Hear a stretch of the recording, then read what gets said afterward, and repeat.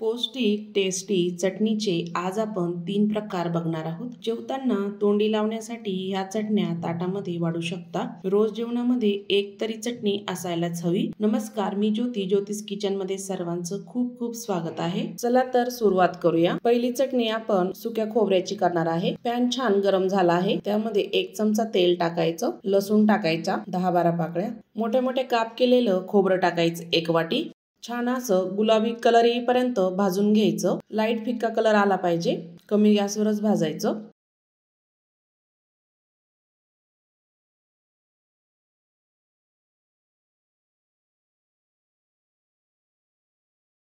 खोबरं आपलं छान भाजून झालं, प्लेटमध्ये काढूया। खोबरं थंड झाल्यानंतर मिक्सरच्या भांड्यामध्ये टाकूया।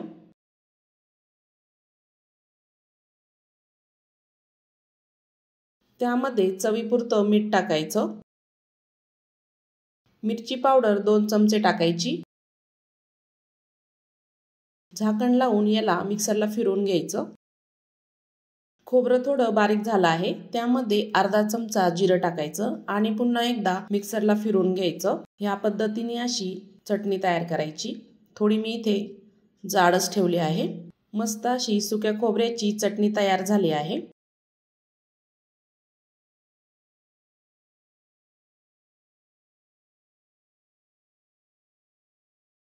दुसरी चटणी करूया। त्याच पॅन मध्ये 1 चमचा तेल टाकायचं, 2 कप शेंगदाणे टाकायचे। तेलामध्ये शेंगदाणे छान भाजून घ्यायचे। खमंग असे शेंगदाणे भाजायचे, म्हणजे चटणीलाही छान चव येते।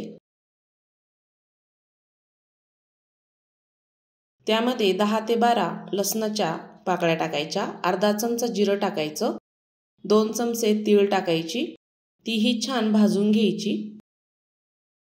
सर्व साहित्य आपल्याला कमी गॅसवरच भाजायचं आहे।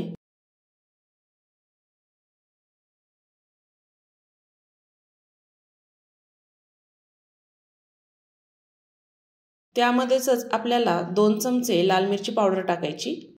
गॅस आता बंद करायचा, सर्व मिक्स करून घ्यायचं। एका ताटामध्ये काढून घ्यायचं।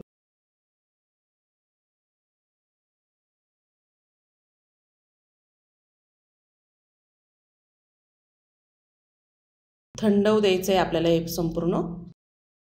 ह्या कोरड्या चटण्या करण्यासाठी जास्त वेळही लागत नाही आणि खूप चवदार होतात। थंड झाल्यानंतर मिक्सरच्या भांड्यामध्ये टाकूया।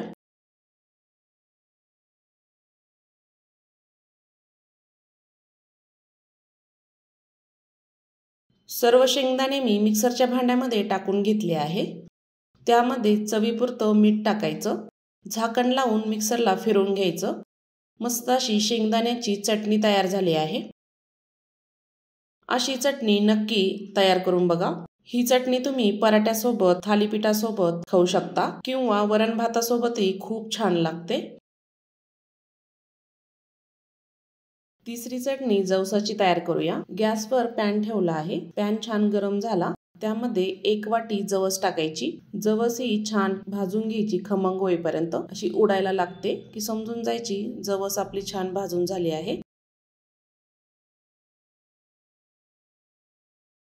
भाजल्यानंतर अशी टप-टप उडते ती। जवस छान भाजून झाली, एका ताटामध्ये काढून घ्यायची।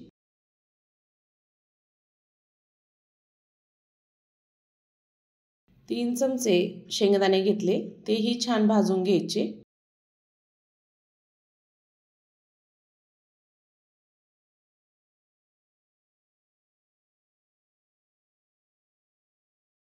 शेंगदाणे ही छान खमंग भाजले आहे, प्लेटमध्ये काढून घ्यायचे।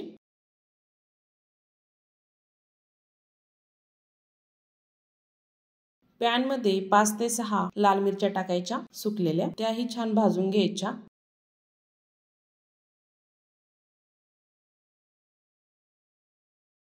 भाजलेल्या मिरच्या प्लेटमध्ये काढून घ्यायच्या। तीळ ही छान थंड झाले आहे, मिक्सरच्या भांड्यामध्ये टाकूया।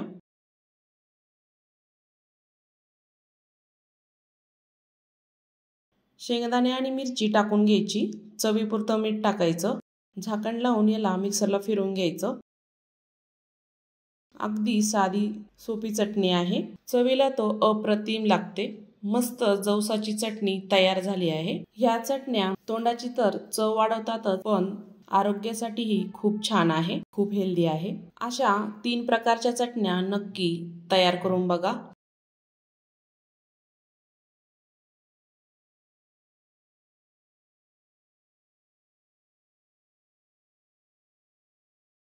आज आपण साध्या सोप्या पद्धतीने तोंडाची चव वाढवणारी मस्त अशी खमंग कुरकुरीत चटणी कशी बनवायची ते बघणार आहोत। ही चटणी 1 ते 2 महिने आरामशीर टिकते। नमस्कार, मी ज्योती, ज्योतिष किचन मध्ये सर्वांचं खूप खूप स्वागत आहे। चला तर रेसिपीला सुरुवात करूया। इथे अर्धी वाटी कढीपत्ता घेतला आहे, अर्धी वाटी शेंगदाणे घेतले, पाऊण वाटी उडदाची डाळ घेतली, पाऊण वाटी जवस घेतली, पाऊण टीस्पून हळद घेतली, अर्धा चमचा जिरं घेतलं, 1 छोटी वाटी खोबऱ्याचे काप घेतले, 1 चमचा धने घेतले, 10 ते 12 लसणाच्या पाकळ्या घेतल्या, 1.5 चमचा लाल मिरची पावडर घेतली, 2 चमचे तीळ घेतली आहे। आपण आता सर्व साहित्य बघितलं आहे। पॅन मध्ये उडदाची डाळ टाकायची, ती छान कमी गॅसवर खमंग अशी भाजून घ्यायची। ती उडदाच्या डाळीमुळे चटणीला खूप छान कुरकुरीतपणा येतो। डाळ छान खमंग भाजली आहे, एका प्लेटमध्ये काढून घ्यायची। त्यानंतर 1 चमचा तेल टाकायचं पॅन मध्ये, शेंगदाणे टाकायचे, खोबरं टाकून घ्यायचं। तेलामध्ये छान असं भाजून घ्यायचे खोबरं आणि शेंगदाणे। सर्व साहित्य आपल्याला कमी गॅसवरच भाजायचं आहे। शेंगदाणे आणि खोबरं छान भाजलं आहे, त्यामध्ये आपण तीळ टाकून घ्यायची, धने टाकायचे, तेही मिक्स करून घ्यायचे, छान असे भाजून घ्यायचे थोडं 1 मिनिटभर।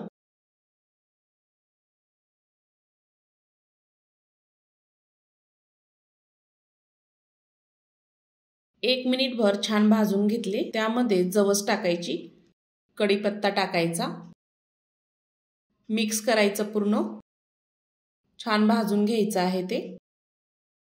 कढीपत्ता मी जास्तच टाकला आहे, केसांसाठी खूप उपयुक्त ठरतो। छान भाजून झाला आहे, त्यामध्ये अर्धा चमचा जिरं घेतलं होतं ते टाकायचं, लसूण टाकायचा, तेही मिक्स करून घ्यायचे।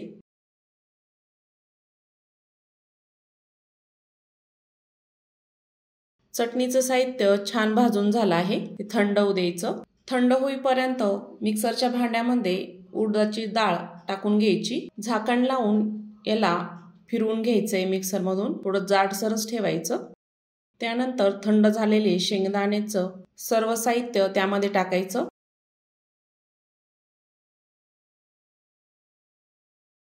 हळद टाकायची, लाल मिरची पावडर टाकायची, चवीपुरतं मीठ टाकायचं, झाकण लावून याला मिक्सरला फिरवून घ्यायचं।